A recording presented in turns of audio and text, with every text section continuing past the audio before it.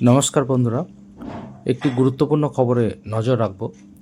আনন্দবাজার অনলাইনে এই খবর প্রকাশিত হয়েছে, যেখানে বলা হয়েছে অষ্টম বেতন কমিশনে মাস মাইনে কতটা বাড়লে ভালো হয় সরকারি কর্মচারীদেরই তা জানাতে বলল কেন্দ্র। অর্থাৎ মাইনে ঠিক কতটা হলে ভালো হয় ক্যাটেগরি ওয়াইজ, বিভিন্ন গ্রেড ওয়াইজ, সেটার জন্য কমিশনের যে সুপারিশ তার জন্য কর্মচারীদেরই মতামত চাওয়া হলো। এই ধরনের খবরটি প্রকাশিত হয়েছে আনন্দবাজার অনলাইনে। একটু আপনাদের সাথে শেয়ার করছি। বলা হয়েছে অষ্টম বেতন কমিশনের সুপারিশ কী হারে বাড়া উচিত মাস মাইনে, কেন্দ্রীয় সরকারি কর্মচারীদের কাছেই এবার তা জানতে চাইল নরেন্দ্র মোদী সরকার।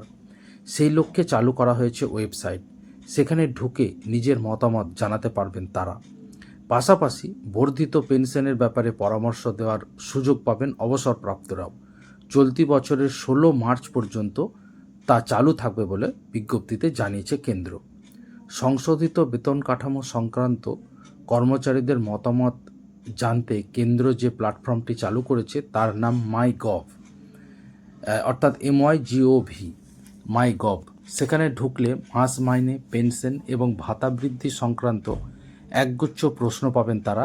সেগুলির উত্তর দিলে কর্মচারীরা বেতন কাঠামোর কী হারে বদল চাইছেন তার একটা আন্দাজ পাবে কমিশন, যা তাদের সুপারিশে প্রভাব ফেলতে পারে বলে মনে করছে ওয়াকিবহাল মহল। অতীতে সংশোধিত বেতনের ব্যাপারে মতামত জানানোর সুযোগ কর্মচারী সংগঠনগুলিকে দিয়েছিল কেন্দ্র, এবারও তার অন্যথা হয়নি। তবে ব্যক্তিগতভাবে মাস মাইনে বৃদ্ধির ব্যাপারে পরামর্শ দেওয়ার অধিকার কর্মচারীদের ছিল না বললেই চলে। তাই মোদী সরকারের এই সিদ্ধান্তকে বিরল বলেই মনে করছেন বিশ্লেষকদের একাংশ।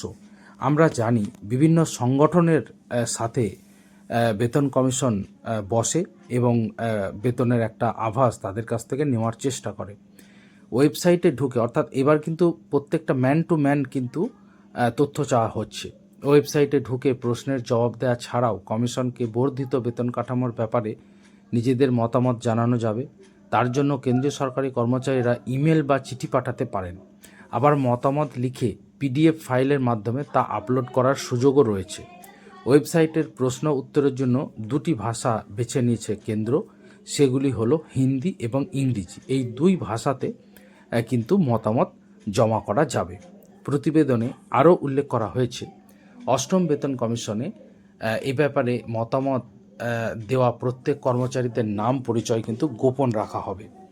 তবে তাদের প্রতিটা সুপারিশ বিশ্লেষণ করা হবে, তারপর সমষ্টিগত দিক থেকে কোন পরামর্শটি বেশি কার্যকর তা বুঝে নিয়ে সিদ্ধান্ত নিতে পারেন তারা।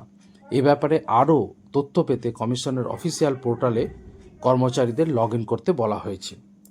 বর্ধিত বেতনের ব্যাপারে কারা কারা মতামত দিতে পারবেন বিজ্ঞপ্তিতে তা জানিয়ে দিয়েছে মোদী প্রশাসন।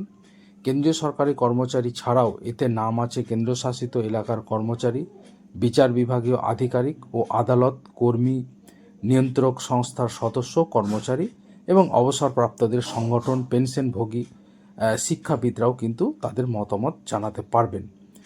এ ব্যাপারে যারা আগ্রহী তারা অবশ্যই সংশ্লিষ্ট ওয়েবসাইটে ঢুকে পরামর্শ দিতে পারেন। তো অবশ্যই এই উদ্যোগটাকে কিন্তু প্রত্যেকেই সাধুবাদ জানাচ্ছেন।